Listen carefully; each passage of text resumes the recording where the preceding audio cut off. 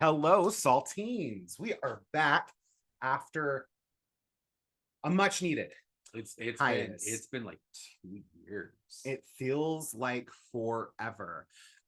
So I'm here, Austin, as always, and then we got Mike, obviously. I'm your Vanna. You're my Vanna. Well, I used to be your Vanna.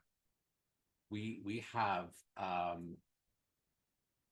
think we have a better, and this isn't a sexist thing. It's not because she's a woman. Now I feel dumb. We have a new addition. I can rock with being a Vanna. I just don't want to be Pat Sajak because he's a conservative dick. Okay, so here's what happened. See, here is what has happened. Mia over here at Tarot Miso is one of our good friends and is not only a brilliant astrologer, but the go-to. And when I say go-to, I mean go-to for tarot, anything in that field. I mean, you always have a tarot deck on you, don't you? And sometimes it's my Bible. Yes, and sometimes she has multiple tarot decks on her. Recently, her tarot collection has amassed Hit the 105 mark most recently that I counted. And how long ago did you count? Like 3 weeks ago. Okay. So it's probably still around there. Okay. Probably 110. Yeah, probably 110. Probably 110. So we're gonna be doing things a little bit differently. Okay, real quick before we get into that, okay. You introduced Mia as a friend. Okay, but I think that identifying, because she absolutely is. Like, Mia is a friend. She's family. Mia's sister. Okay, but I think that kind of demeans Mia's place or qualifications for being a voice on the podcast. It's true, right? Because in addition to being friend and family, Mia is also colleague. Yes, and teacher. Remember, we got to look up there. Oh yeah. Yeah. Okay, the camera's in a different place. Yeah, I'm sure all of our saltines will be like, they're not looking down at us anymore. They're actually kind of looking. Anyway, yes, we're revamping a bunch of stuff. So Mia is teacher. She is professional psychic. She is So as Austin was saying, she is going to be an amazing addition to the podcast. Yes, and Mia is also have some mystical history. Just life. a little bit of mystical history. Some mystical history. Mystical. Mastectomy. Oh, that's sad. That is sad. Unless it's not. Well, that's true, because if they get all the cancer, you're in a good place. True. And then you could get like one of those cool chest tattoos. Yeah. Or if you're a trans man, it's like fucky. Yeah. Exactly. Yeah. There you go. So we're going to be doing some really cool things. We initially thought about a rebrand. And I will say that we also were like, oh God. No, because we're still salty. Yeah, we're just gonna Yeah. So we're gonna be moving in a more empowering direction. So I'm gonna be the first to extend the olive branche to our more new age listeners, if they're still here, our light worker friends, all that, mainly because everyone's voice should be heard, in my opinion, even the voices that you don't necessarily agree with, because you always get to see another perspective and maybe see how they think. And because of that, we can open up a way for dialogue and maybe come to some sort of agreement. As we evolve our voices too. Exactly. I spent a lot of time in New Age thought. I was born and molded by it. So I think it's good that we're having that olive branch. Yeah, most definitely. Yes. So would you say our saltines will be experiencing a just as salty, but a slightly more compassionate salt? Yes. Wait, no, sorry, that's not what I wanted to say. You know what I'm saying. They know what I'm saying. That has a salt that has like a little salt. Yeah. Yes, it's like salt. the Himalayan salt. Plain salt. Yeah, or like salt that has a little bit of like rock sugar in it. Oh, Okay, I fuck with that. okay, Yeah. all right. So, you know, a little bit of salty, but like still I'm a good level of picturing sweet. like the water softeners where you put like the big salt chunks in. No, think more like and it's salted supposed to, caramel. like demineralize the water. Salt car, I love that. Oh, okay. Yes. Salted caramel. So we're now. Give you a bite, but also we love Yeah, you. but also we still have that Granny Smith apple undertake. Oh. Okay. So there's like that, like, oh, there's the creaminess and then the saltiness and then the Your the pizzazz of the Granny Smith. okay. All right. I support that. Okay. Yeah. Yeah, I can get behind that. Sparkle, Okay. Yes. sunshine. Sunshine. Okay. Let's start talking about things. Yeah. So What is, since you guys decided not on like a complete rebrand, what are some changes?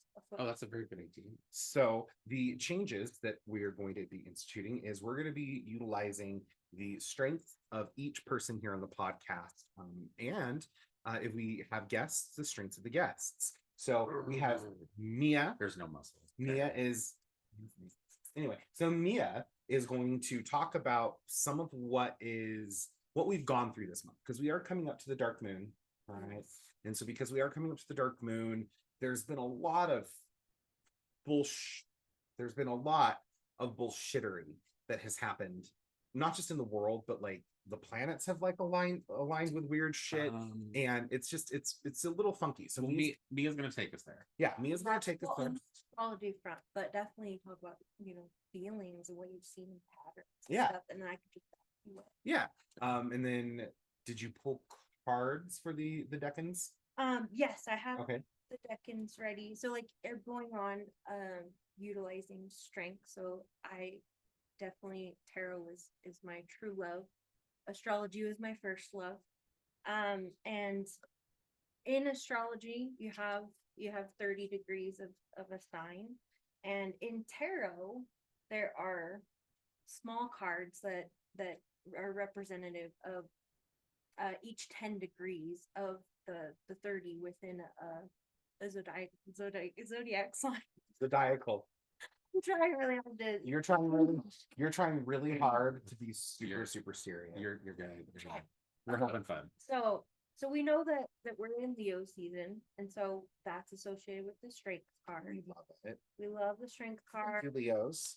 Thank you for reminding us to let our hair down and sparkle and say, hey, what feels good to me? And what do I need to shine the light on in myself and others? And we are in the second set of 10 degrees. So we're in the second decan of Leo season. So we have And 20 degrees of Leo season. We're within the 10 to 20. Oh, And okay. so that is This is why I don't do represented- astrology.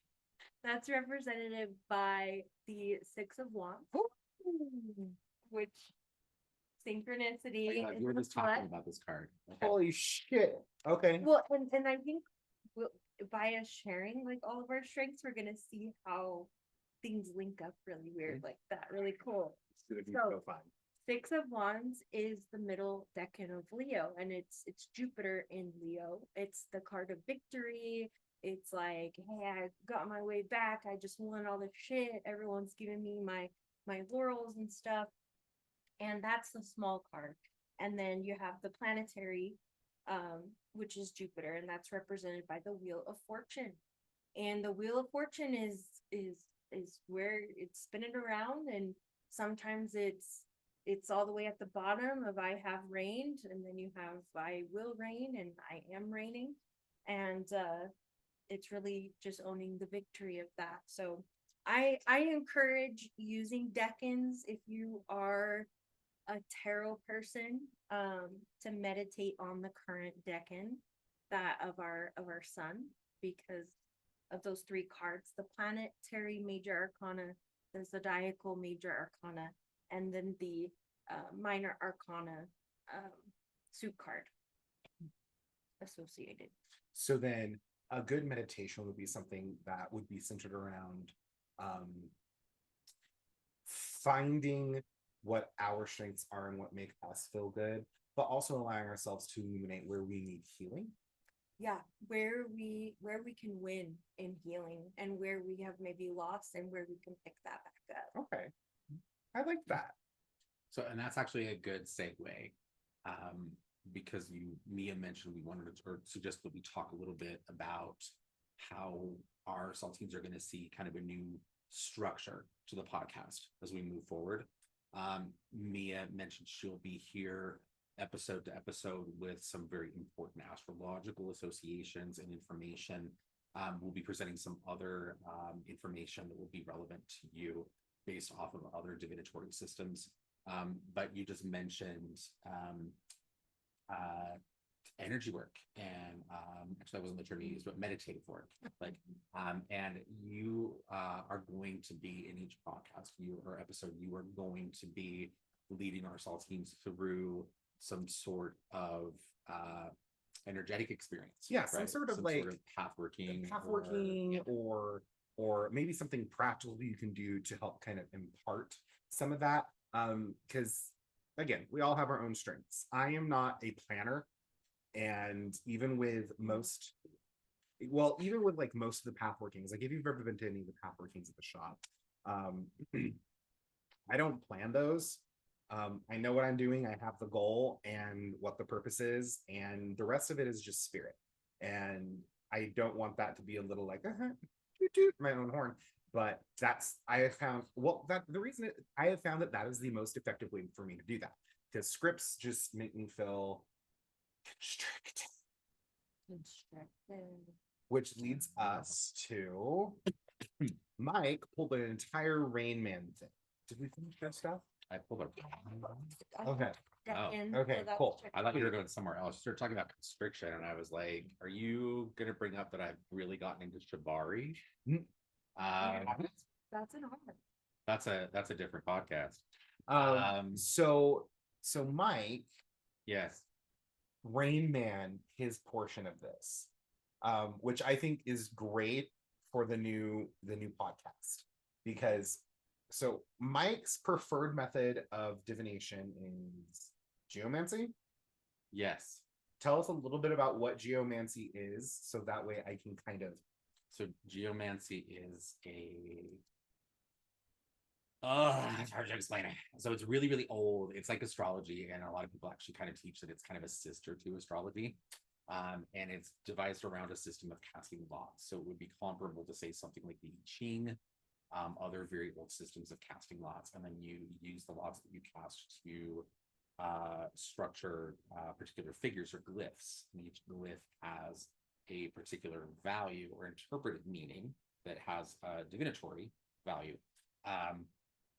But then they also have additional planetary alignments and elemental alignments, and they speak to particular aspects of life, and so geomancy is really kind of a cool thing, and it's something that has like a lot of other divinatory practices, it's something that's kind of fallen out of favor in recent years, though at one time it was actually probably amongst the more popular forms of divination.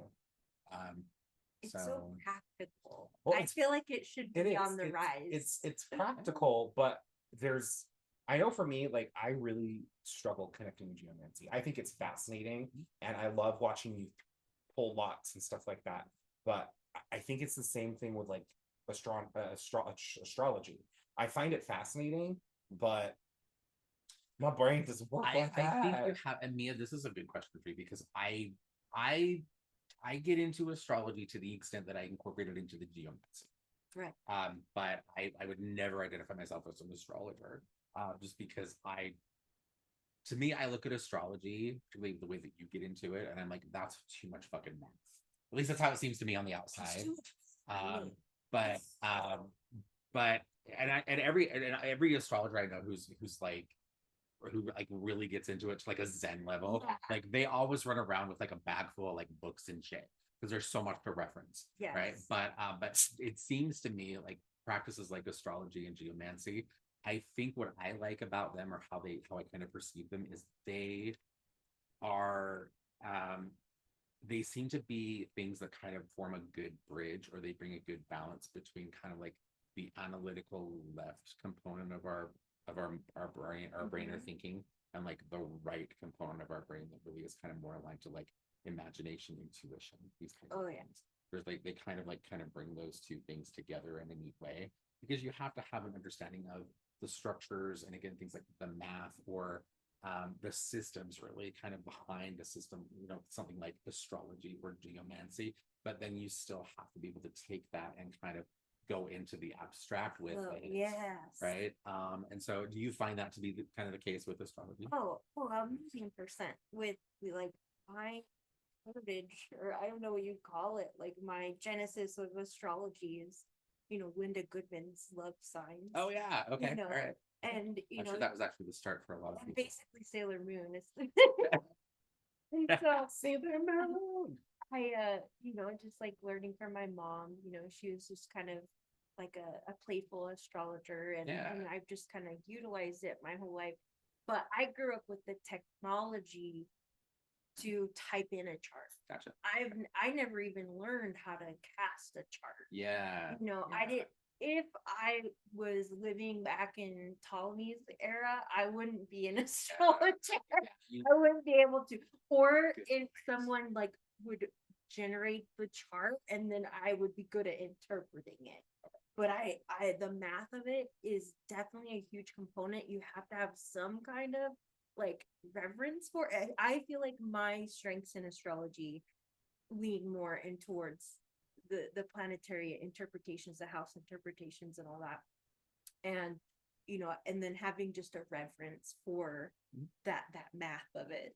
Yeah. So yeah, I 100% agree. I love how you're talking about like the past, and because I don't think a lot of people realize that like now we have like computer programs and apps. And I'm thinking of years ago when there were still computer programs, but I'm thinking of years ago when I'm like quite a few years ago, like God, I must have been like 5 or 6. And I can remember my mother sitting at her, like, took up half a room, old school home computer, right?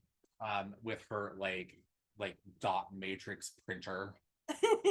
And she was doing it like and she was doing like an astrology chart on this program that she got, and I just remember sitting and listening to like that old school printer, like with the old like reams of paper that had like the little things on the sides with the dots where they were feeding the paper through in like one long continuous thing. Assisted electronic music's genesis. That probably right, like that, like I can see that like Kraftwerk. They're like, you should sample this. We should sample this for our next hit. We should sample this song. Because that and the sound of dial-up modem. I guess like this is our next hit. Exactly right. Yeah. Anyway, love and shout out to Kraftwerk. Shout out to Kraftwerk. Anyway. So but that's true. I know you never really think about that. Like, oh, that shit used to be even harder. Oh man. Yeah. Anyway, that's okay.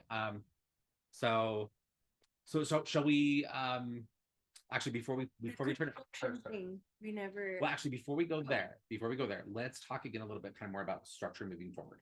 Okay, because episode to episode now, so we're going to have input from Mia with the astrological associations and information that'll be good.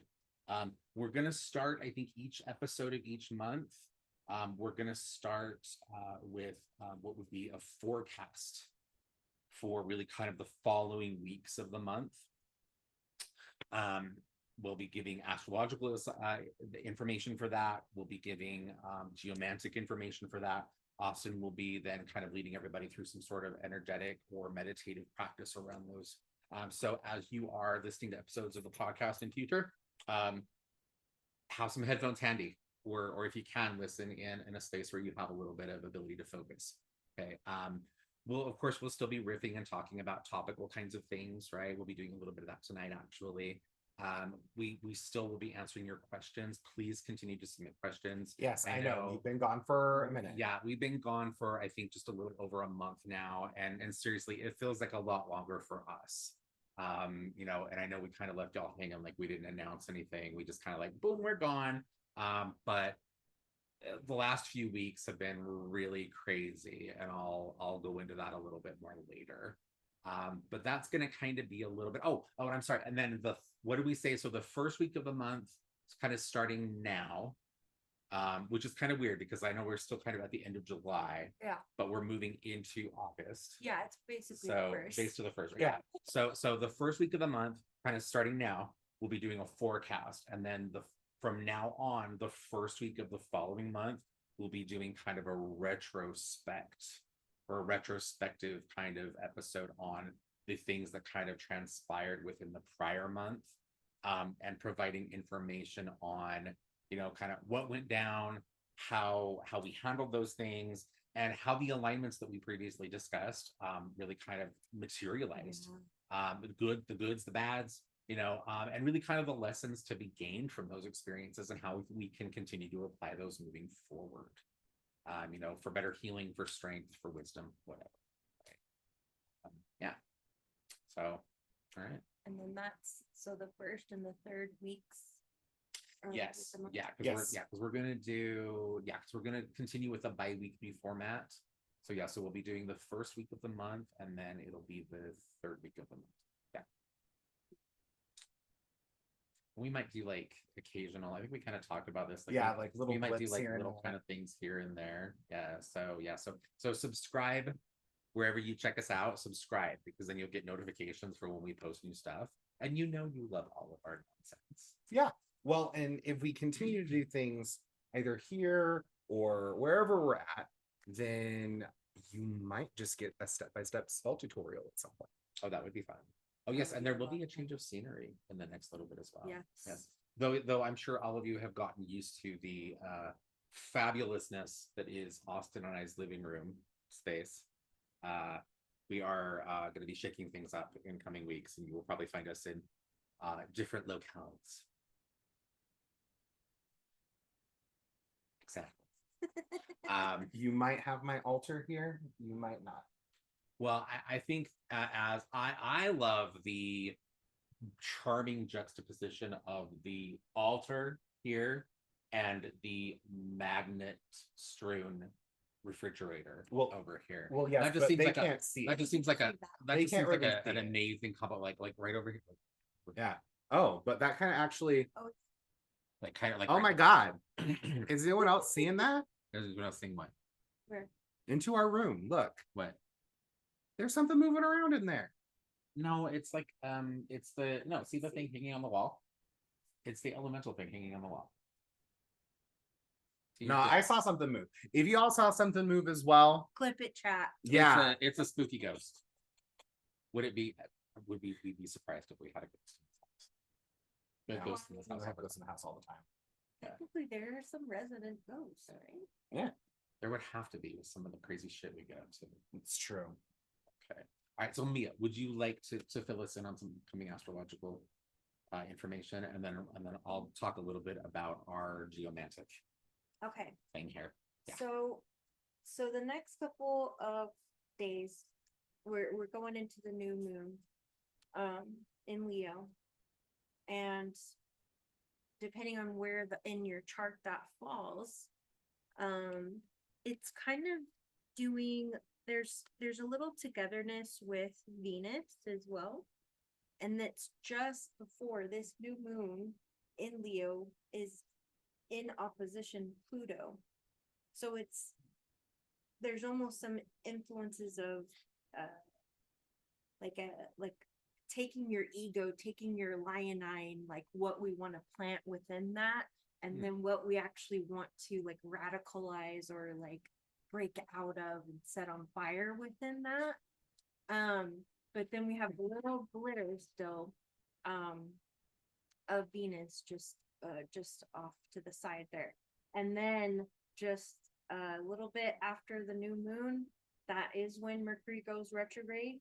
Mercury will be going retrograde in Virgo, which is its home, and also it's very happy there. It's exalted there. And so some astrologers were kind of agreeing that this Mercury retrograde might not be like the most chaotic. This will be more a time of review, reviewing things that you had shelved, and this Mercury retrograde will be forcing you to go back and be like, oh, I put that way on the shelf and now it's affecting my present moment, and now I need to go back and fix it because it's going to retrograde back into Leo. There's a lot of leonine energies going on. And then we also have and that's on the fourth. No, I apologize. That's on the fifth. And then we have the Mars and Jupiter conjunction coming up mid-month. That is more towards the 15th of August. Yeah, the 14th, I apologize. And that is expansive energy of Jupiter, but also the violent energy of Mars. I'm hoping that it can give us more of the strategy aspects. I'm hoping that Jupiter can, and it both in Gemini, while the sun is still in Leo. So that is a sextile. That's going to be a happy conversation between. Even with the retrograde? Yes. Okay. I'm hoping so. A surety. Because I say so. Well, I think that's right there, though. I think that's a good example of how these are important things to consider if we never know how they're if we put our faith in alignment in things like Yes. astrology, right? But we also remember we are not victims to these planetary intelligences, No. right? Yeah. And yeah, those are some big things. Mercury goes back into Leo on the 16th, while the Mars and Jupiter conjunction is gonna be still in pretty good effect. Bless you, bless you.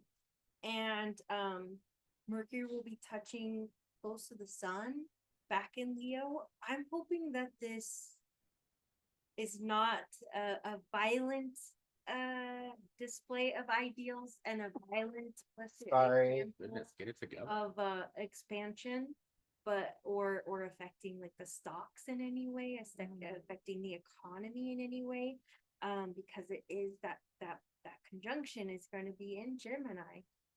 So we do have a lot of possibility of seeing changes to the market. But that is friends or sextile rather, so the astrologers listening. I try to use language when I'm teaching astrology. That's why I love Nia. Like That's why I love Nia.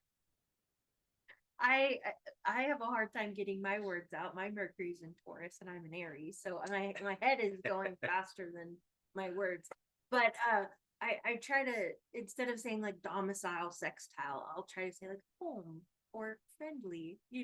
Friendship is sextile.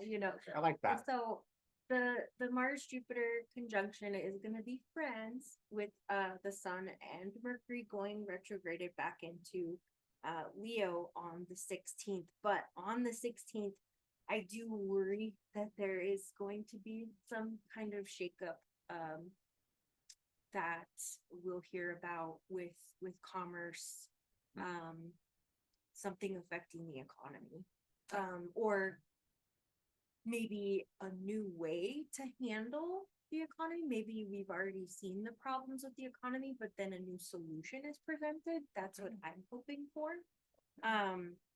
Or a new course of action is taken. But all the while, we have a lot of interesting astrology that I won't go into. Many astrologers greater than me are covering the returns of generational planets in the United States chart. Pluto and Uranus are returning to where they were at when the United States was born, and those are, I definitely would highly suggest to look that up on YouTube. The America's chart, the Sibley chart, the astrology podcast with Chris Brennan and Austin Kopic. Absolutely fantastic if you want to just nerd out with the astrology of things. But most important things that I want to highlight for August is the Mercury retrograde. And then once it goes back direct, we're going to have that refreshing, it's going to be going direct and moving through Virgo again. And so it's like we get to we're reviewing for those several weeks, and then we finally get to feel the benefits of Mercury in Virgo when it goes direct again, like once it gets out of Leo. And then on the 15th, 16th, the Jupiter Mars conjunction, I think we all should should be watchful of that. Maybe tempers run high. We run our mouths too much, and we just want to be aware of that around those couple days of that. But It's gonna be a challenging time for you and I. Mainly. but yeah, those are my hopes, or some of my thoughts, some of my Okay. hopes. Okay, and how Hopefully does, get more comfortable with talking in front of a camera. Hopefully I'll make more sense. You're good. I see. No, you're good. And actually, as you were presenting that information, I was sitting here thinking, because I'm about to talk about the geometric glyph for Carcer. Yes. And I'm sitting here and I'm thinking, like, Restrict- I should have had a piece of paper with an image of Carcer prepared. 'Cause, oh my God, like visual aids, visual aids. We can pull it up. And yeah, we can even edit, like eventually Oh, we can put like a we can video. put like thing the in there. charts, like we can edit. So then people who are watching the podcast, they can see a little corner clip of Yeah. the little here, chart, Let me do whatever. this real quick. y'all, that's getting too fancy. Is it? Well, I need to learn how to do that shit anyway. and Yeah. So Oh, bear with me, y'all. I'm getting this. Okay, I found a thing. Okay. okay. Okay, is this on camera? Oh, Yes. oh God. Okay, too much glare. That's good. Too much glare. Too much glare. Too much glare. Too much glare. Too much glare. Too much glare. Too much glare. Okay. All right. So see, 1 dot, 2 dot, 2 dot, 1 dot. Right. Okay. So it's okay. 6 dots. It's almost like a Star David, like a hexagon, but the two Basically, yeah. the side ones are very even. Yeah. So figure like going vertically. You've got 1 dot, and then 2 dots, and then 2 dots, and then 1 dot. Right. And so it's called Carcer. So Carcer. So Carcer, it's also known as a cell, Cell, or some people refer to it as prison. Mm. But basically, its most simple interpretation is prison or containment. And so this energy is kind of an interesting one, as particularly when we look at it as a divinatory sign or in context around forecast for the coming weeks. Because what it really kind of does is it brings a very Saturnian energy into influence. So the influence of Saturn, I think, is kind of a tricky one for a lot of people, because Saturn is often seen astrologically as a malefic or a not so positive kind of an influence, which I think is really unfortunate, because Saturn is not a bad energy. It really just comes down to how we work with those influences. It's an ass kicker. For sure. Yeah. I always think of Saturn, like, so Jupiter, I always kind of explain to people, like, Jupiter's like the really cool dad that always has like money for you to go and play. Yeah. And is like, and then Saturn's kind of like the strict stepdad, but he's the strict stepdad that like is like, he's only strict because like he really does love you, and he just wants your life to actually like have structure and Yeah. for you to like grow up and do something with It's yourself. like, Yeah. I'm Right. not going to pay Yeah. for you to go to art school. You're going to be a lawyer. Yeah, something like that, right? Exactly. Yeah. So anyway, so going back to that Saturnian energy, and the influence of Carcer, what that really does, or again, as kind of an omen or sign for us, is it kind of tells us that over the next few weeks, we need to kind of go within, but we need to be more introspective. But we need to focus a bit more on the internal world. I think right now there's a lot of external pressures, always, right? Always external pressures. But there's so much going on in the world around us right now. And I think it's become so easy for us to get distracted or to be pulled intellectually, emotionally, energetically in so many different ways. There are so many things going on that really do require our attention. But I think that there are also a lot of things that we put our attention into that really don't require that much of us, right? And so going in, and actually getting comfortable with kind of that sense of restriction or containment, and to be really clear, it's not that anything is necessarily really limiting us. It's not about an external force limiting us. It's about us getting to a point where we can recognize that sometimes it's okay for us to actually just kind of sit and be comfortable within that bubble. And that it's okay that sometimes within that tiny space that we can find healing, that we can find, again, grounding, that we can find moments of clarity, and I think that by being able to do that, we're able to then move forward. When we're finally able to kind of step back out from that space, we're then able to, I think we're able to do that, and we're kind of then able to kind of re-engage with the exterior with greater energy. and with kind of a renewed sense of purpose, you know. That ties into the new moon, like the So, vibes yeah. of Leo. It's like, what do we? Let's go in. Let's go into the incarceration, the jail of the Yeah. self that we would want. What do we want to reveal or Yeah. something? Yeah. Is that a vibe? It's absolutely, because I think that's one of the big purposes of introspection, right? I think again, introspection is such a tricky thing for us now, because I think we're programmed from such a young age to constantly looking to the exterior for meaning, or to the exterior for for really where the value is, or for Validation. exactly, And right, that's it. yeah, absolutely right. Where, and I think that as that happens over the years, we like the voice within us gets quieter and quieter, and I think that's one of the reasons why over time we lose connection with who we really are. And so I think that having those moments where we go within, particularly under the influence of an energy like Leo, because Use the Leo, light to shine in. yes, exactly. And Leo's got like that, even in an introspective way, like even when in the process of doing introspective work, Leo has this like you're inside, but you're still roaring, Yeah. and so I think it has the potential to be very empowering, and I think a lot of that is coming out when people get back to the point where they're stepping back out, and I think a lot of people are going to be feeling that, particularly as we kind of get closer to the end of August. I think that there are going to be a lot of people that are like, I'm back, and I'm finally ready to take this risk. I'm finally ready to take this step. I'm finally ready to have this conversation that I've been avoiding. I'm finally ready to ask for this thing that I want. I'm ready to take the power in this situation. And they probably would not be able to get there if they didn't have that little break first. Yeah. So it's nice because it's on its own. Carcer is a tricky glyph, because it's not a glyph that you see in a geomantic reading that you're typically like, oh, this is happy, right? Yeah. Because it's like basically like you're stuck, you're not going anywhere. But if we work with those energies in productive ways, and we actually we kind of take that and we go, this is a constructive way for me to do this, right? I don't have to fight this, right? And I can actually make the most of this time. We can come out of that, and we can and we're 10 steps ahead, or 10 steps further ahead than we thought we would be.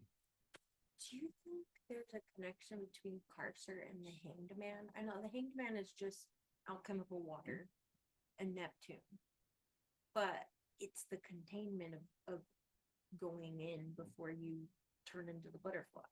So Carcer would have really strong connections to the Hanged Man, because in some interpretations of its planetary associations, it doesn't have particularly strong alignments to Neptune, because the system that it's involved in is Hellenistic. So Neptune wouldn't have been a planetary influence, but it does have very strong ties to Pisces.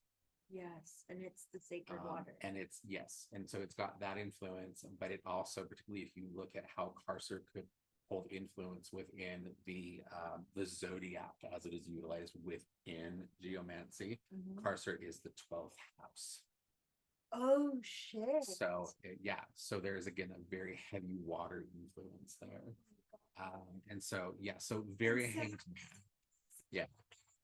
Right. Yeah.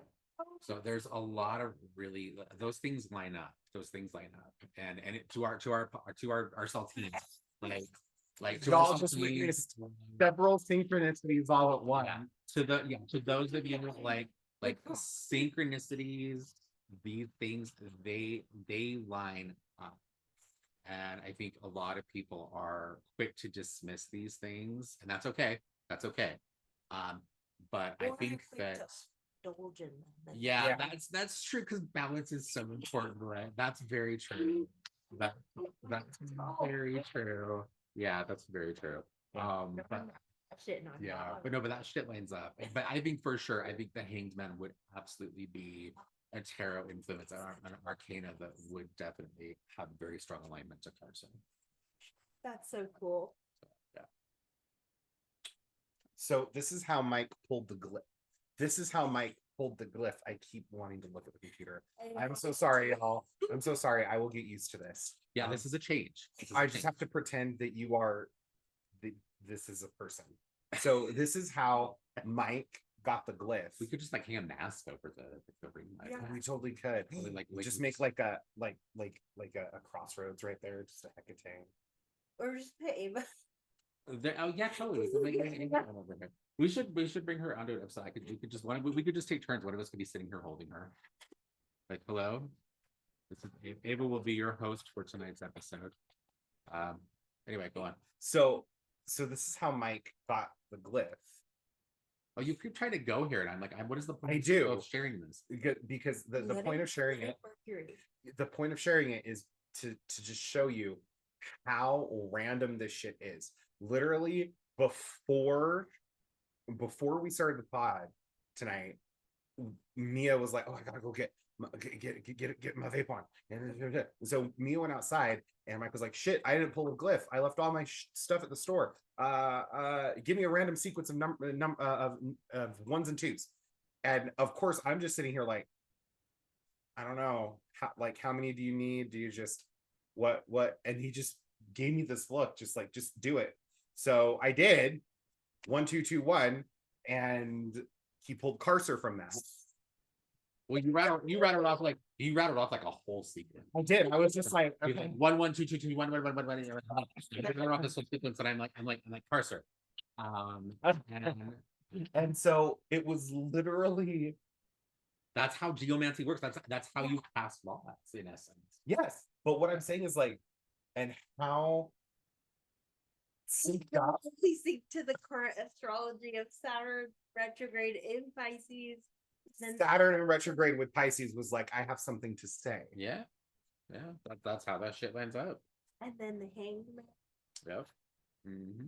It's like maybe this new moon is like what would be a leonine hangman, like you know, A cat stuck in a tree. but Like- with a plan. Yeah, like I know how to get down, but it's too wet. Okay. No. Yeah, I'll take that. Or like a bear. A bear totally knows how to get up a tree. But they have such easy access to the honey. Yeah. I love the videos you see of bears online where like, because they're so big and their bodies are so solid, but like they just climb up a tree and then they're like, oh, I can't figure out how to get back down. So just thump, and they just like they just like kamikaze out of the tree. And they hit the ground and they just kind of roll a couple times and they just get up and walk away. And it's like I want to be that bear. Like I want to be able to take a hit like that because damn, I love those videos. Oh.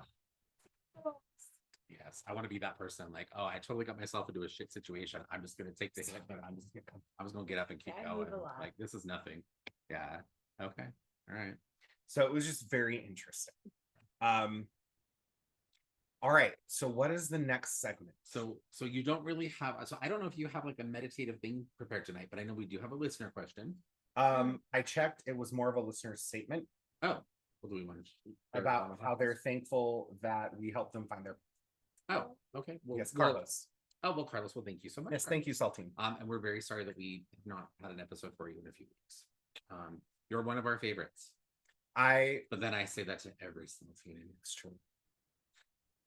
It's true. We do. We're slutty for the saltines. Saltines are good. Yes. Some saltines. Last time I actually ate like an actual. The last time we ate actual saltines was when you and I both got sick earlier this year. Yeah, I had last time I was food poisoning. Yeah. That was good for you guys. Are always good when you have like an icky tummy. Yeah. Thank you for that. Yes. But they were stale. They were really stale. They've been in the the cabinet for like probably years. Yeah. It's not good. But let's keep these saltines not stale. Yeah, you guys aren't stale. So the themes we have are healing, finding those things, shining your light, and instead of seeing lack of movement as a negative, actually seeing it as the universe, spirit, fate, source, God, goddess, Hecate, whatever the fuck you want to call it, basically saying like, hey, if you're listening to this, Where you're at is where you need to be. And instead of dreading it, how about you surrender, accept, and let yourself be? Which is very interesting because Surrendering is a vibe. surrendering is totally a vibe right now. But like one thing that I really have been enjoying, it's really weird because I'm trying to stare there, but then the lights throw me off so that I'm staring off over here. And it's just really hard for me, guys. Sorry, my brain is broken. I think we're doing great. Mercury's about to go backwards. It's fine. That's fine. And that hits you particularly because you're a Gemini. You're literally not only a Gemini, you're just straight up Mercury incarnate. Then why do I feel really good right now? Well, retrograde doesn't mean you're going to feel bad. It just, It's exalted. yeah. Remember, we told the Saltines on the podcast before. You do not need to fear a Mercury retrograde. Oh, You don't need to fear any kind of retrograde. It's all about how you work with the energy. Mercury retrograde is also a really good time. So magically, this is something you could do that I could tie into this. If you have a tendency to fret around finances with that Jupiterian energy that is coming in, you could actually do protective work around your finances right now. yeah. That's true. Good old Zadkiel. Yep. So here's what you're gonna do. Well, and right now, the moon.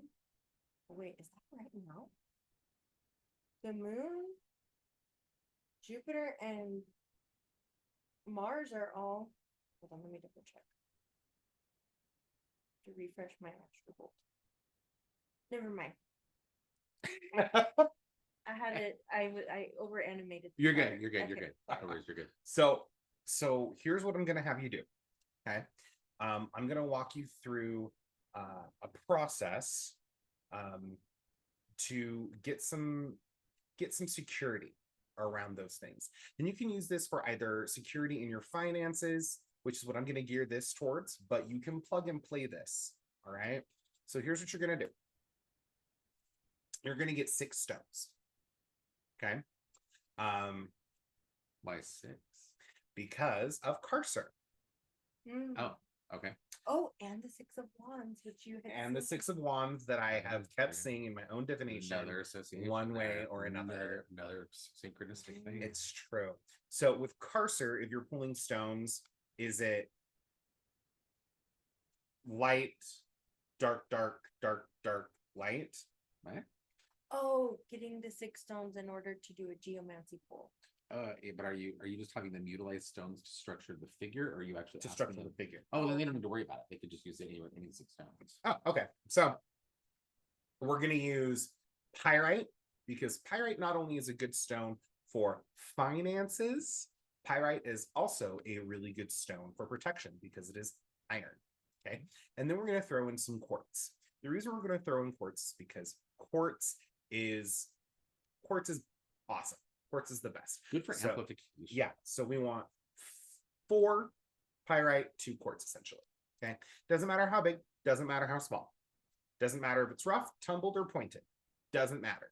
Essentially, what you're going to do is you're going to take the strength card. And you're going to hold that strength card. Can I see that strength card? You're going to hold that strength card. I'll bring my big ones next. And you look at it and you let yourself see the imagery. It can be whatever deck. This is Oh, no. Oh, I was just gonna grab it to throw it at the. There's so much This- glare. so much clear. Does it not? It's okay. It's a Rider Waite. Oh, I thought It's the albino. it's the Albano Waite Smith fancy thing. But ultimately, it is a beautiful deck of Mia's, which I am honored to hold, but it's a strength card. Okay. And what you'll do is you'll take that and you'll observe it. Okay. You will look at the colors. You will look at everything that's happening in that card. And it doesn't matter what deck it is. It doesn't have to be the Waite Smith Albino. Doesn't have to albino or albano. Albino. Albino. Sorry. I saw the It's white okay. and sorry. Here, That's- I'll let you take that back. I So don't- that way I stop disrespecting it. But you'll take that and you'll see it. I could just feel her little heart just No, this is my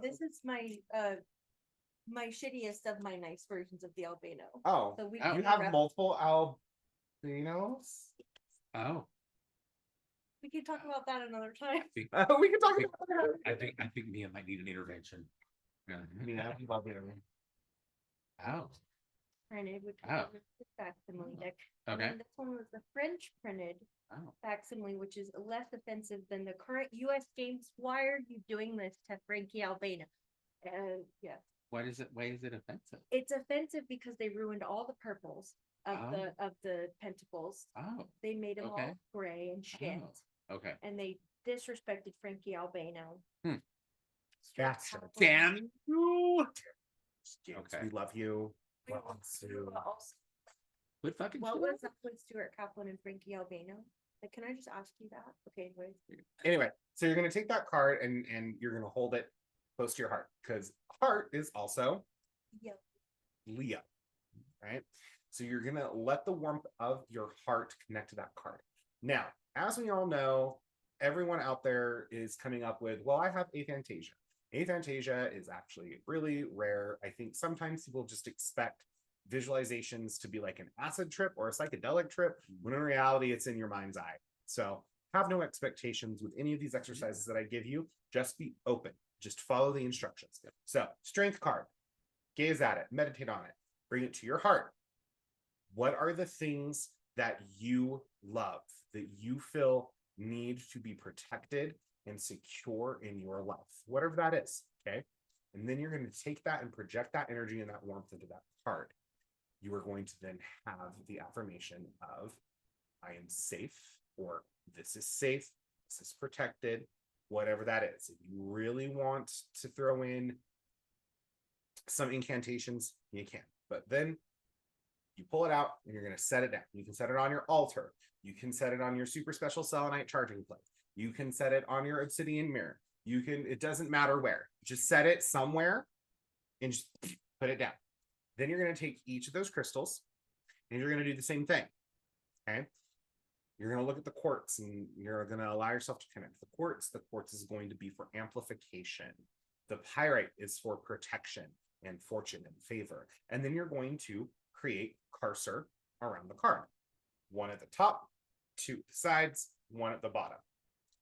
Then, just for a little added spice, you're going to write your petition out of security. I am safe, I am secure, my finances are safe and secure during this Mercury retrograde. Whatever it is, always speaking and writing in the affirmative. Put it on the thing, charge it up with your energy and your breath. You can add a candle on top of it, maybe some oils and some herbs, and boom, you've effectively created a very, very simple crystal grid utilizing the figure of Carcer, the energies of Leo, and fire in the heart to protect those things that you feel and see need protecting. Now, remember, you need to make sure that you follow up on the mundane level, and you also want to make sure that you are giving yourself grace. You have effectively created a space now, wherever this is, where you can sit and reflect on those things. You've created a meditative cage, essentially on an energetic level, for you to sit and focus. And remember, you are secure. If at any point in time you feel you need to add to this, you go through the process again. Simple as that. But do I have to say it out loud? Yes. It's not just in the mind. It's not just in the intention. You say your shit out loud and you do the things. You might feel weird. You might look funny. Get over it. Can I add something? Yes. Okay. When they get to a point where they are feeling that they have protected that situation as much as they need to, they need to take that Carcer glyph down. Yes, you'll want to take that down. While Carcer is really good for protection and holding, it's also gonna stop. Yes. It's gonna stop.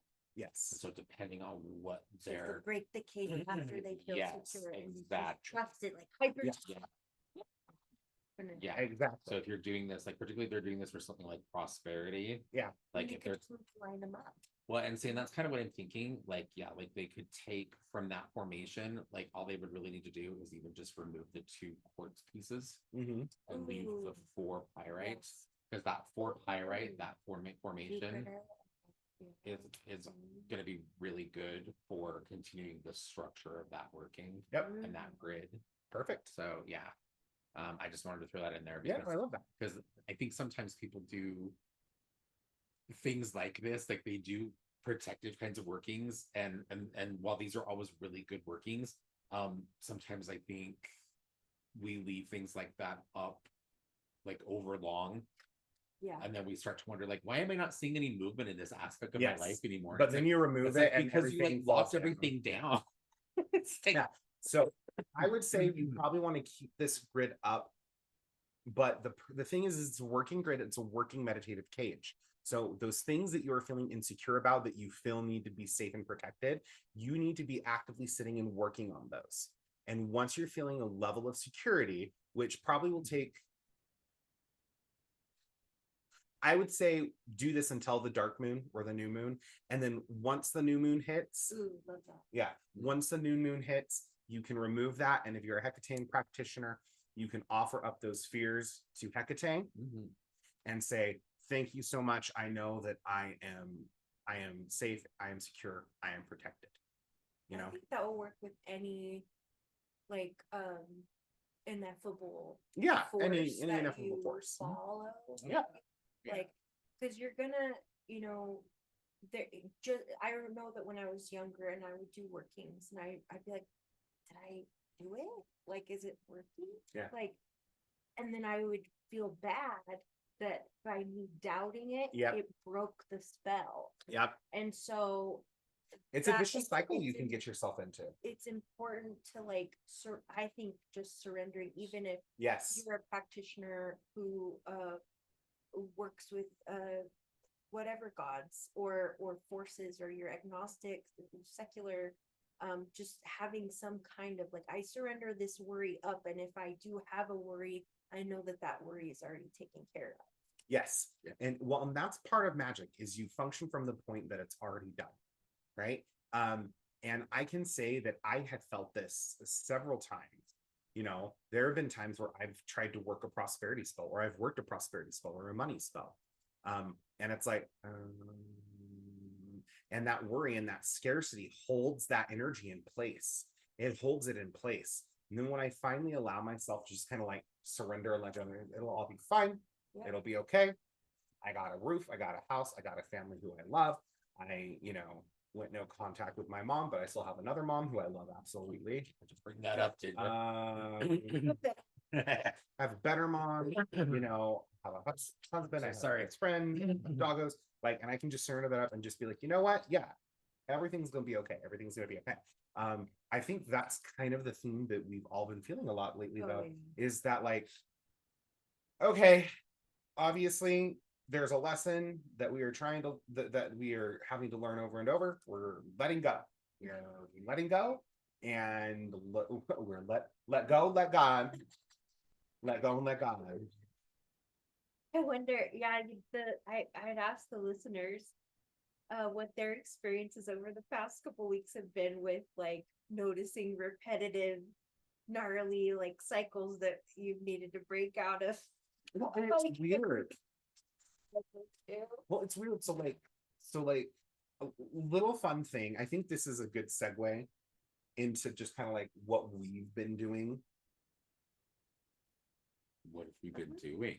Well, like just personally, like on a personal level, just some riff. This is a perfect riff chat.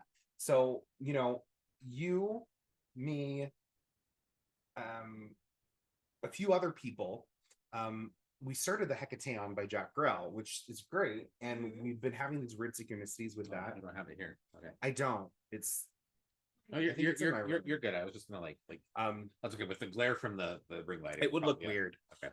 It would look weird. So, but it's really, really cool. And I might not necessarily go, oh my God, this is Hecate. I find it valuable. I'm a sucker for. I was just the pillow was gonna fall off the back of the couch. Just the way you said that, it was like, this is Hecate. It was like, this is Sparta. Yes. Yeah. So with her 6 feet.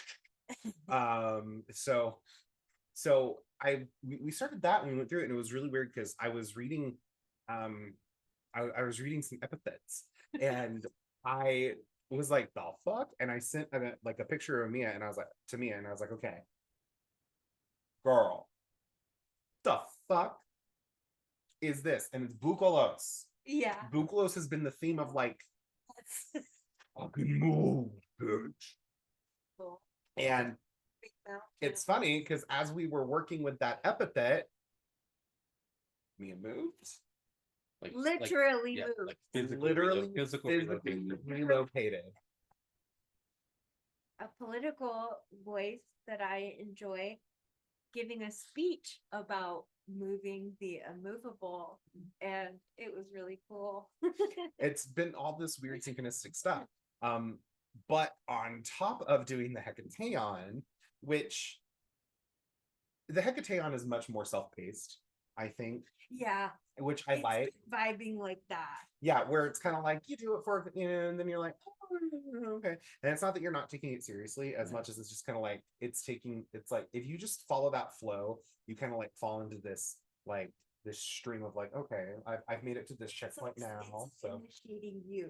yeah, exactly. It's pretty cool. It's pretty cool. But I also started the Sorcery of Hecate course with Jason Miller. I'm on week 2 now, which is really awesome. And so far, I feel like Jason Miller is me, but straight. Because He's like in his views of Hecate. that, but also just the teaching. Mm. Just the teaching. What are you doing? Nothing. I'm just listening to you. Am I babbling? No, you're good. You're Virgo. Am I Virgo? Yeah. You're good. You're Virgo. No, I'm sitting here listening to you, and because there's been a moment here or there where you've been doing your course, and I've kind of like wandered through the room where you've had it on like earphones, and then like you've taken an earphone out or something. Basically, like there's been a moment here or there where I've caught like a minute of what you're doing with the course, and I really enjoy Jason. Isn't he the author you call? He's basically Witch He's Witch Daddy. That, Yeah. I tell that to the Yeah. customers. I'm like, okay, no, Jason Miller, he's Witch Yeah. Daddy. I don't know. Yeah, so I really enjoy Jason Miller's work, and you know, and we have I think everything he's ever written in our personal library here at home, and we carry his books in the shop.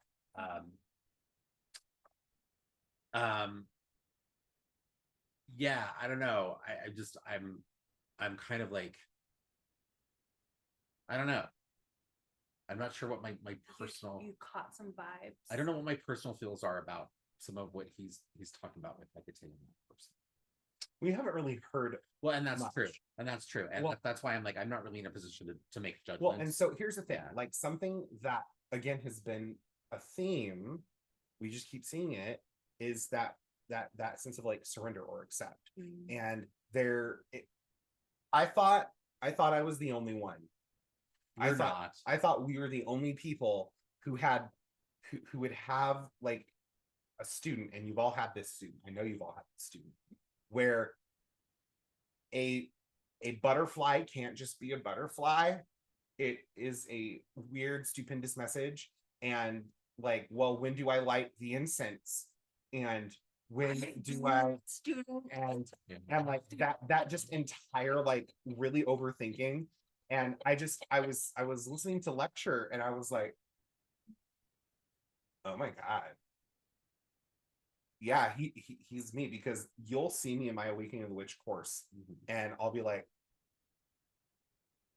so like, do I put the herbs in before or after I close the bag? Oh, it's a spell bag. It's a sachet. So you probably put the herbs in and then close it. Okay, but if I close it, do I have to say something? And I'm like, I mean, maybe. Well, I think that, And like, I get it. No one wants to do it wrong. Yeah, I no one wants to understand. do it But there's this part of me. unity. Exactly. Yeah. We live in this community where it's so religiously oppressed, and like that you can do wrong things and da-da-da-da. And so I'm really enjoying the very like, I mean, yeah, whatever, do what you want, because he very much is like, I am just, here's the stuff, and here's the things, and you do it, and your experience is your own. And I'm like, oh, That's beautiful. is this how people feel when I teach? Because I've had several moments in my Awakening the Witch class and in my Conjure class where people are like, they have these experiences and they're talking to me, and I'm like, okay. And then they're like, is that normal? And I'm like, I mean, for you, yeah. It's hard to honor, like, when somebody has a very profound, self-initiatory experience, they're really getting it, and something you're saying, but then they share it with you, and then like you help facilitate them getting that as the teacher in those courses, but the symbolism is so specific for them Person. that they don't realize they're speaking like another language to Yeah. them. You have to be like, no, it is very special. That's your spirit shit. Like, that's very cool. Yeah, that's, yeah. I'm happy love you're that. happy. That's I cool. love that for you. I love that you love that. And it's really cool because that's very much like, that's the vibe. Yeah. And Jasper. That Jason Miller's been doing? Yeah. Okay. Yeah. And Jasper, who's been on our podcast, one of our friends, they are also taking the course with me. And we're under oaths, like we can't like spill the tea. Yeah, you can't say anything. But don't say anything. Jasper and I, You're breaking covenant. I finally was like, I sent Jasper a message because Jasper took my weekend. You remember they like held the blade to your heart. They were like, it is better that you rush upon this blade. First off, it's better. Then enter this circle with fear in your heart. How dost thou enter? I'm not Wiccan. Welcome. Mwah. Mwah. Oh. Anyway, so I sent Jasper a message and I was like, this is how I teach. And Jasper was like, yeah, why do you think you were so good for my neurodivergent ass? Because you taught me to be a little bit self-sufficient. And I was like, okay, that's good. Is that a good thing or a bad thing? So anyway, that's what I'm loving. I'm enjoying that I have found a little bit of a spark again. Yes. Because for a minute, I had no spark. And that I accept as surrender, and I'm following the stream of Hecate and Fate right now. Because obviously, I've been fighting for a long time and I'm tired. So I'm going to let them carry me. It's okay. So that's what I'm liking. And I like that I'm seeing other people kind of step up and step into that. And it's really kind of refreshing. And see yourself as like being able to surrender to being a facilitator rather than having to like do the work for them. Exactly. Mm-hmm. It's another thing. Like being a student as someone who teaches a lot is like so nice. It's so nice. It is. You're like, it's like you find someone you trust. It's like, I would turn my brain off. It's filled with new things. my brain goes, I think it's important for people who teach to make it a point to continue to also to be students. Yes. Periodically, because I think there's this thing that can sometimes unintentionally occur with people who fall into that role of being the teacher, and I don't think this is, fortunately, I don't think this is too common, but I've met a few community. Our local, not our community, but in the great state of which we live in. Yes. Well, and it's not just our state. I think it's like, it's like not just our the occult community, the metaphysical community. I think that there are a lot of people who they reach a particular level of experience, and they're teaching, and unfortunately, I think sometimes they forget that it doesn't matter how learned you are, how much experience you have as a teacher, that you are eternally a student. Yes. All of us, we are eternally students. Yeah, exactly. Well, always learn. Exactly. Continuing to like consciously putting yourself back in the position of being a student by enrolling in a course, by taking a class, something like that, I think is a way like where you're consciously choosing, like I'm putting myself back into the position of being a student because I recognize I still have more to learn. Yes.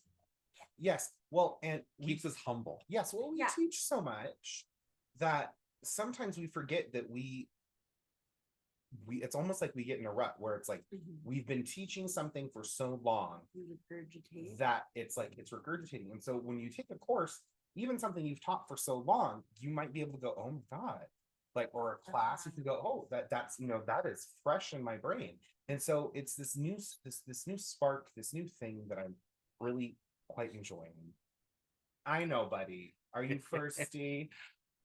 Maybe this is the management sign, like you guys should probably wrap it up. Okay, so Oh, that's is what that- that's what I've been enjoying. What have y'all been enjoying? Oh, I didn't realize we were doing it at what we're enjoying as segments. Oh, okay. Well, we don't need to, but that's what I've been doing.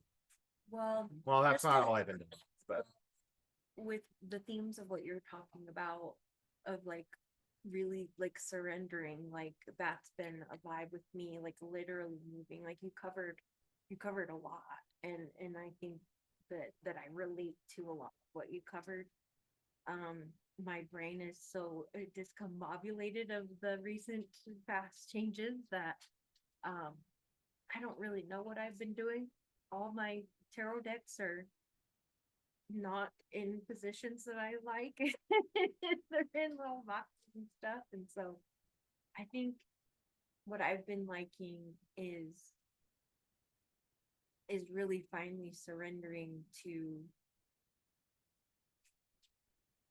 the higher forces and trusting, like, I've put the work in and this is where the work has taken me. I've And continued so to. I'm going to continue to do my part in this work and keep my promises with my end of the deals.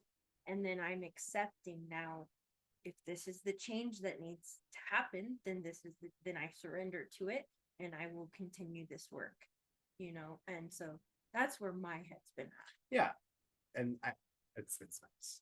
It's almost like a freeing feeling.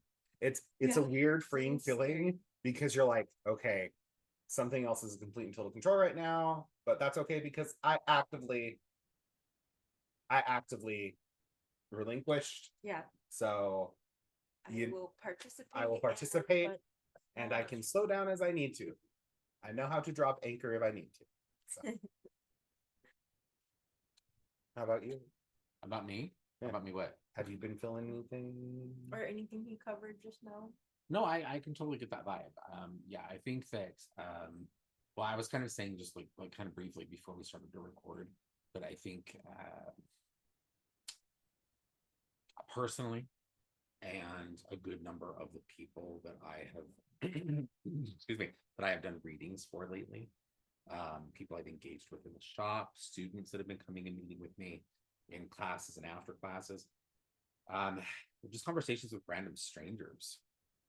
I think that the last several months have had a lot of lessons around release and letting go.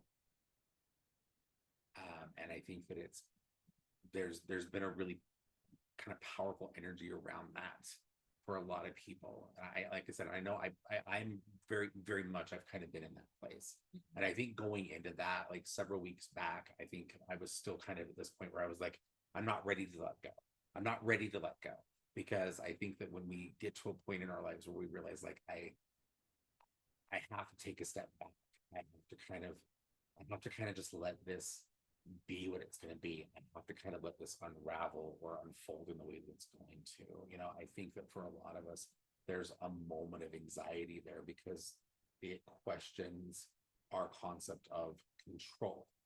Yeah. But I think that if we're being honest with ourselves, I think we all have to realize that control is almost always an illusion.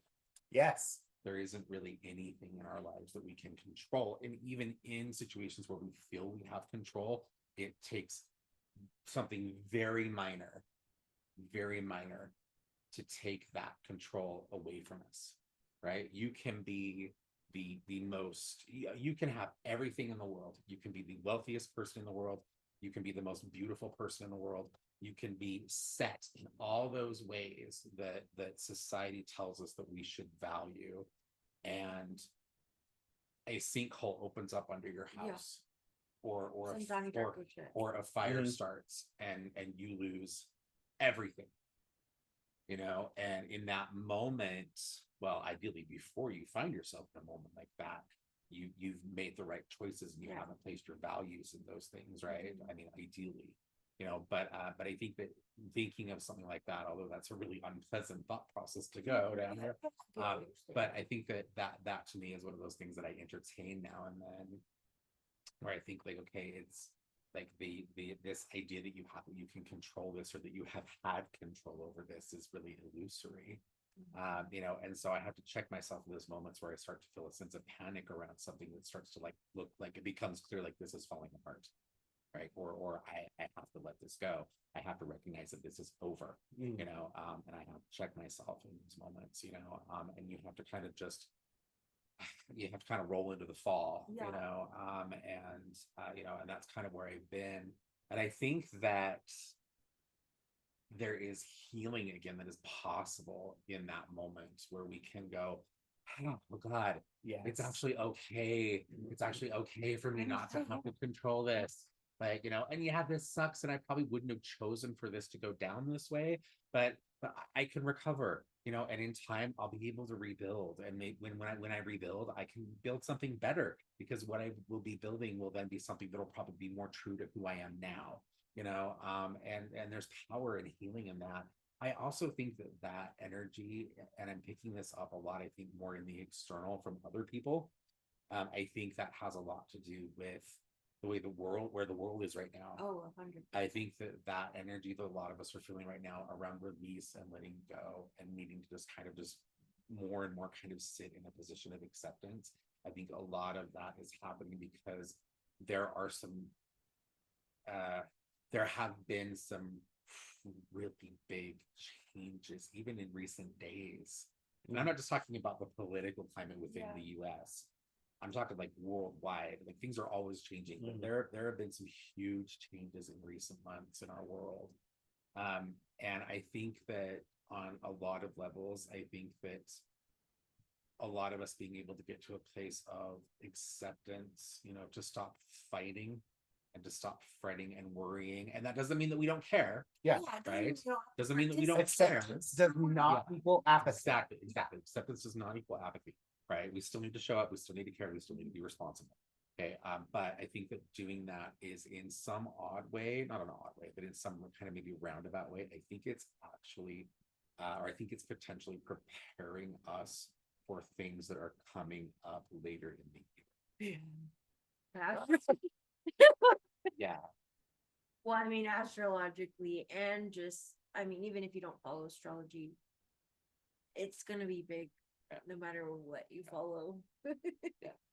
Does it seem like, just as an just looking at the astrology, not just of this year, Yeah. but like I just in recent years, you know, and this is from someone who doesn't really Building get it. up. Like it seems like every year now, astrologically, just gets bigger and bigger Mhm. and like more and more momentous. And there's a And part I of me, expect that until like 2027-ish. yeah, And then things will probably chill. yeah, We can maybe okay. have the United Federation of Planets planet in 2030. With like a reprieve, Yeah. finally. Okay, Yeah. But I think I haven't animated. I need to play with my you're good. app more. But I was looking all the way even in 2026. I was like, okay, there's gonna be a peak, and this is a decade. Yeah. This is the 2020s is, well, you know. And I was watching a podcast I just found, and I forgot the name of the guy, but it's such a good podcast. And he talks about how I feel bad. Maybe I'll find the reference yeah, and you yeah. can link it. Yeah. But it's a world astrology guy, and he does like the astrocartography. So he does like the okay. like where Yeah. the planet lines are hit, like Yeah. so That's cool. knowledgeable. Okay. Yeah. But he's talking about how like there's this he was seeing like this crazy 10-year cycle, and I was noticing it just playing on Astro Gold on my iPhone. seeing this build up and looking at the chart of America and all this. And then he was seeing it in relation to ages of the elements, I think it was. We pre-2020, and I'm probably butchering this man's knowledge of what he was saying. Pre-2020, it was an era of Earth.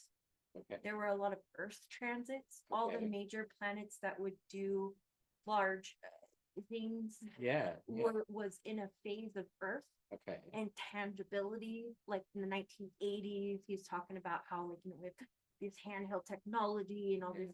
And then whenever we go into an age, which 2020 onward, he says, is an age of air. Oh. And that is an age of disease. The last time we had an age of air was the bubonic plague. Gotcha. And then now we had, the COVID. COVID. And then, like, it was blowing my mind. But he was saying, like, this is like a weird cycle, and the beginnings of those air cycles are always like the harshest. But they last about, I think he said, 200 years. Oof. I Okay. will, but one air period was when we had like Plato and shit. Oh, okay. Like we had a lot of Okay. philosophy Yeah, that and would make sense. There would have to be good, yeah, like periods of enlightenment. yes, Yeah. but the first air part coming out of Earth, he was talking about it breaks down the things that were maybe getting Yeah. too stuck. Yeah. That would You make know, sense. Yeah. Oh, I promise we'll link it, because you've got to listen to how he says it is way better than how I'm saying it. And then just if you're an astrologer and you're playing around with your charts, chart animate all the way up through 2030 and just see the the conjunctions and stuff happening. Like there's lulls, there's always gonna be lulls and stuff, but it does, there's a lot of pressure at certain points, and August is definitely a pressure cooker month. And I haven't looked at September yet. I don't want to. It gets like that. But I think that I don't want to. I don't want to know. I don't want to look. August 19th and August 16th through 19th, I was messing around, and then also it was in agreement with the astrologers I admire, what they're saying. August 16th, 19th ish, there's some pressure that pops, and then maybe when we get into September, we can have a little bit of a lull. I don't know what got me on that. I don't No, you're what we're good. talking No, about. Sorry. no, you're fine. You're good. No, I think, well, I asked you kind of a question on that. Oh. Initially, kind of like how that felt, with kind of like this ramping up or building up of energy, particularly when we look at the astrological influences. Because I think a lot about what we're doing right now, or what we're seeing right now. And I think there are a lot of Revolution. yeah, It's the beginnings there of are like a lot revolution. of people right now that are like, oh God, everything seems really scary. The world, everything's so divisive.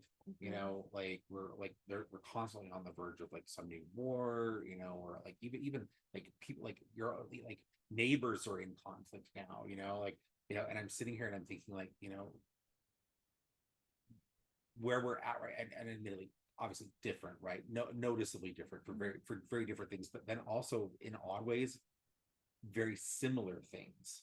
But like I'm thinking like going back to like the 1960s, where we're kind of like, as in the US, where we found ourselves in this similar period of time where we had a lot of very radical kinds of thinking, and a lot of like very like huge communities of people speaking out, like protests, protests over wars, like just a Someone lot. said that the climate was reminiscent of the Reagan around like the like, so was he the Late Vietnam 70s, one? early 80s. Was he a Vietnam So president? Vietnam was done by then. I think that we were still kind Okay. of involved in.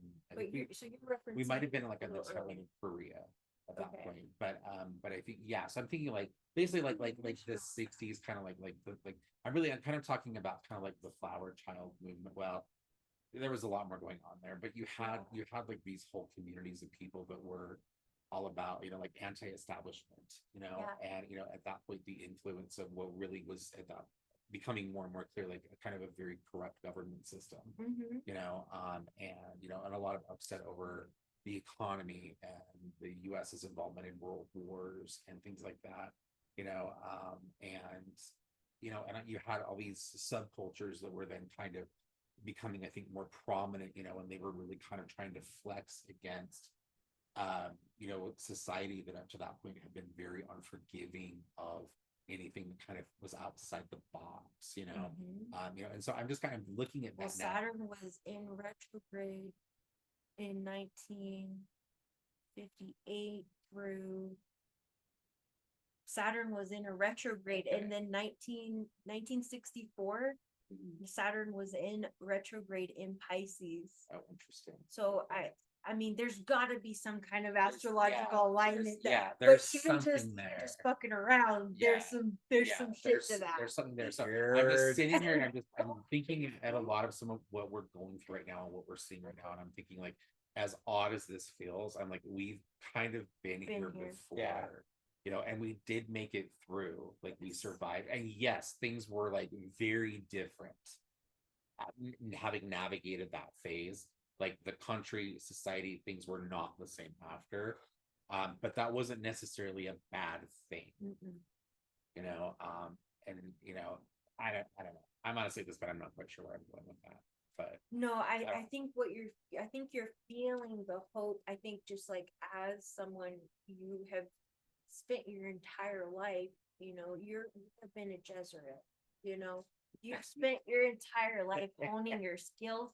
I think I still can't move my little toe. I still can't flex just my You little can toe. practice. I'll have to. But you're feeling the hope on the other side of the abrasion. Yeah. Yes. I think there are some of us who we can see this is aggravating. It may get more aggravating. It may get more a little scary with, maybe the dollar changes, maybe, lines in the sand change, but we're still going to be a human family, and we're still going to be uniting for things we love and people we love.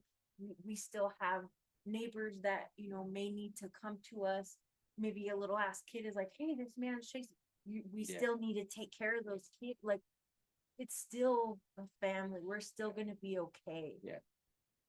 Yeah, we will make it through. Yes. It might be shitty, but we'll make it through. Yes. Yeah. All right. Well, should we call this an episode? I think it was great. We're a good time, I think. Yeah. What I want everyone to do is just take a big deep breath in.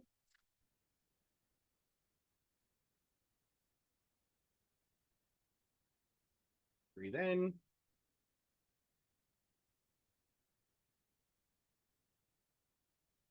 Bring your hands up to your heart and just kind of hold them there for a second.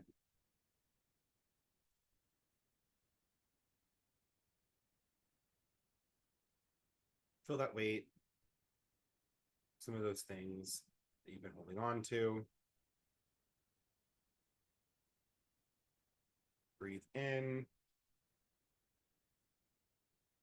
Grab those things, and on your exhale, just gently pull it off and let it fall. Let it go. And for those of you listening to this in the office, wipe yourself clean, just off your arms, dust it off, dust your shoulders, and take a moment to just breathe in, unclench your jaw, lift your shoulders up and down, forward and back and forth.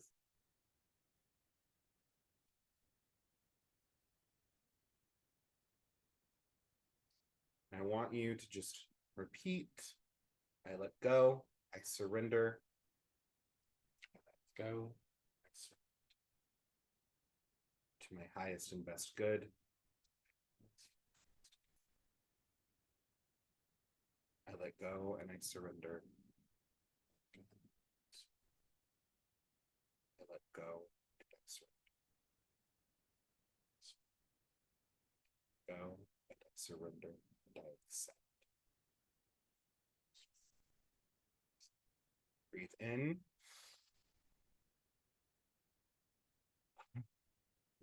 Remember, acceptance is not apathy. Okay. Good job, listeners. Good job. Go about your day or your evenings. I'll have some more extended ones as we move forward. You know, maybe I'll do something along the lines of an actual like path working or something. I'm gonna play and see if I can actually maybe overlay some audio, maybe if I can overlay some music or some background or something. Well, and we'll play with the format a little bit. Yeah. I mean, this is kind of what we just looked at, but I can foresee in months ahead or episodes ahead where we can have an episode where we have maybe Mia do kind of more of a deep dive into something astrological or something more to do with the tarot. You know, we can have you do an episode really that kind of focuses maybe on a more prolonged path working experience. Like we can absolutely shake things up a little bit. I think the saltines actually kind of like that. Yeah, it would be good. So And just keep your eyes out, keep your ears out, and send us your questions. Send us your questions. Vote, and I mean vote blue. Well, we'll just say vote. Just Express your right to express your right to vote. Express your right to vote. Because if you don't vote, and You're then just as bad. later on, You don't get a you complaint. find out you were bitching about something go wrong, we're gonna be like, I don't know, you can't complain, you didn't vote. Yeah. I think that's the only reason I vote now is so I can secure my right to bitch. Exactly. So anyway, have a good evening, a good day, a good night, and happy witching.